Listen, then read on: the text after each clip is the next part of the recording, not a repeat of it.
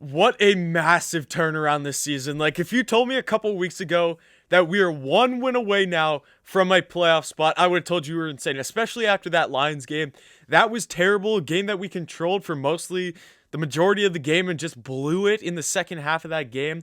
The fact that we are one win away from a playoff spot, not even one win. If the Cardinals go out and lose to the Rams next week, which I think is highly realistic, like I think that the Cardinals could easily lose. First of all, before I even get to talking about the Bears, I just got that for Christmas, Deebo Samuel 49ers jersey, and it came just in time for the 49ers to go out and beat the Cardinals. So 49ers, if you're a 49ers fan or whatever, thank you. We all need to go and thank the 49ers. Drop a like down below for the 49ers because they are a huge help to us. Like, that was massive. Laviska Shenault just scored a touchdown. The game is now 41-17. But, guys, the Bears are going to make the playoffs. I believe it as long as the Bears don't lose the game next week to the Packers, which I think we'll win because the Packers are going to be resting their guys.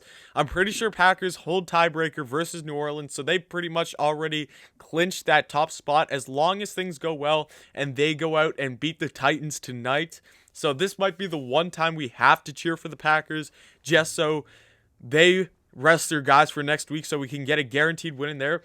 These Chicago Bears are going to make the playoffs, and it is just wild coming off of a 6-game losing streak.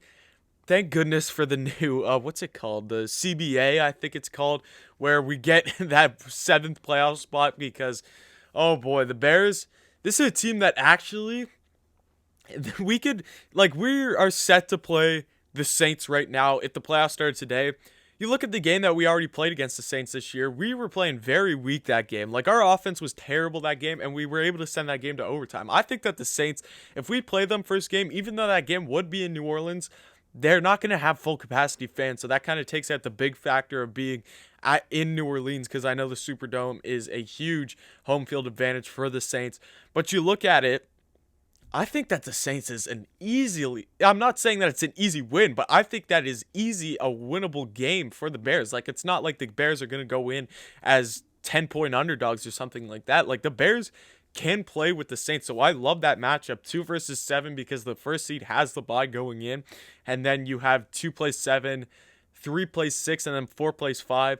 I think the Bears are actually looking at a great spot in this 7 position. I'm not even going to lie. Although we would have to play the 1 seed, and that would be the Packers, which would be very interesting. Another Bears and Packers playoff game. I don't think the last time that we played them in the playoffs was my birthday in 2010. I remember watching that game on my birthday.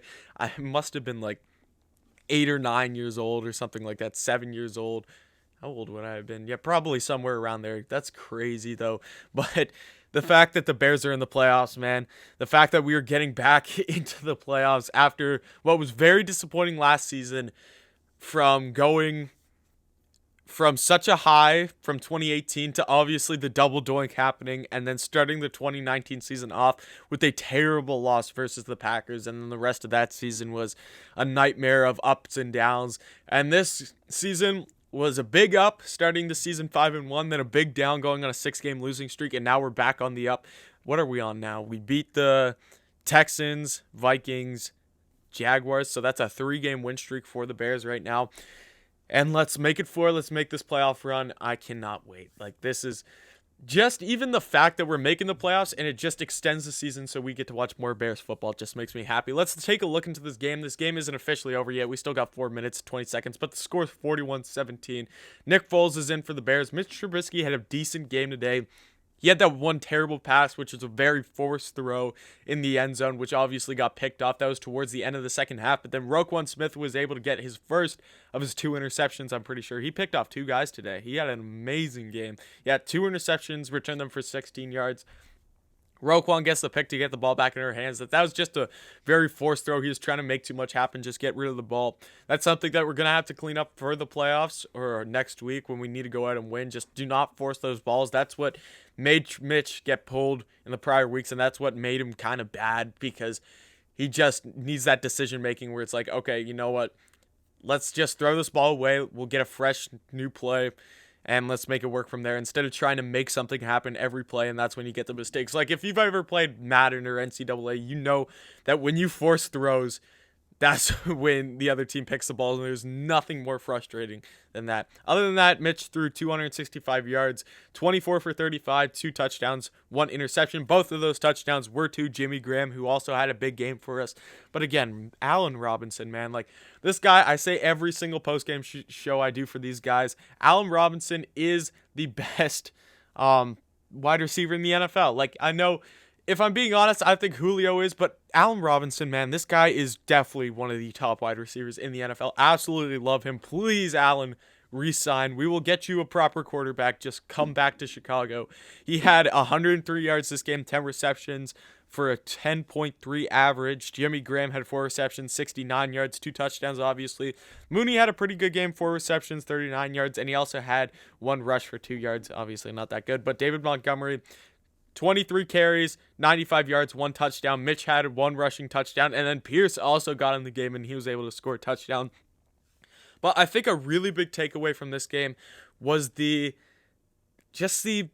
feeling of getting the turnovers back for the Bears defense. Yes, this was a game where we played the Jaguars, a team who wants to lose, because they're set up right now to get the number 1 pick. As long as they lose out, they play us, and then they play the Colts next week. And the Jets are actually winning right now against the Browns. Now, I do think that the Browns are going to take over the lead. If I check the score in that game, it is 16-20. The Browns have the ball, so the Browns could still win that game, but the Jaguars want to lose. They want to get Trevor Lawrence.